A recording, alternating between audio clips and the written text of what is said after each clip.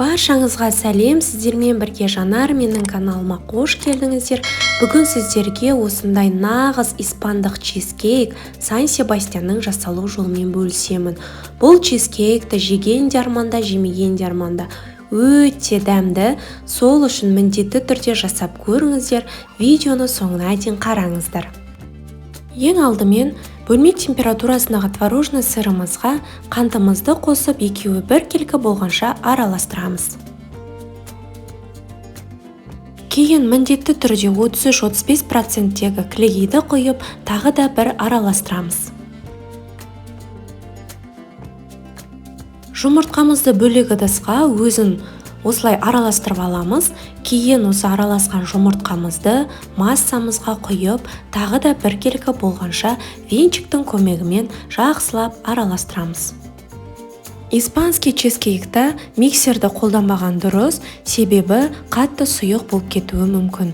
Кейін жұмыртқа барлығы араласқан массамызға крахмалымызды қосып, тағы да венчиктің көмегімен жақсылап түйін қалдырмай араластырамыз.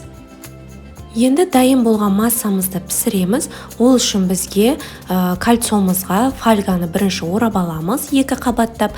Кейін осы фольганың ішіне пергаментімізді жақсылап төсейміз. Пергаментіміз бізде осы кольцодан асып тұруы тиіс.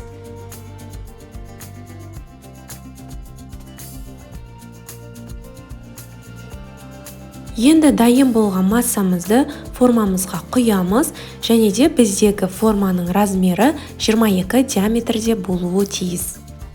Испанский чизкейк әртүрлі пеште, әртүрлі градуста піседі. Сол себепті бұл чизкейкті пісірер кезде өзіңіздің пешіңізге қарайласасыз.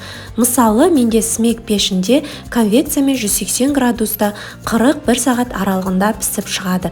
Егер де сізде әсел немесе басқа да пеш болатын болса, онда өзіңіздің пешіңізге қарайласып, қатты пісіретін болса, тез пісіретін болса, онда 180 градуспен пісіресіз. Біздің испанский чизкейкіміздің ерекшелігі беті күйіп шығады. Және де осылай қимылдап, піспеген сияқты болып көрінсе, онда қорықпайсыз, және де беті күйсе де қорықпаймыз, себебі бұл чизкейк өзі солай піседі. Беті қимылдап тұрса да, оны аламыз, суығаннан кейін міндетті түрде өз формасын ұстайтын болады.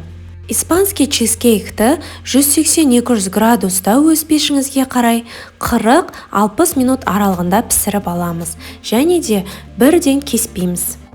Бұл чизкейкті міндетті түрде жасап көріңіздер, өте керемет дәмді болып шығады. Дәміне сөз жоқ, бір жазсаңыз қайта-қайта сұрайтын болады. Сол себепті міндетті түрде жасап көріңіздер, және де осындай Қазақстан шоколад немесе натуральный шоколадпен ұсынған дұрыс. Себебі Сан Себастьянның дәмі осы екі шоколадпен дәмін кіргізеді. Менің сеуіп жатқаным вафельный крошки осылай ұсынуға болады.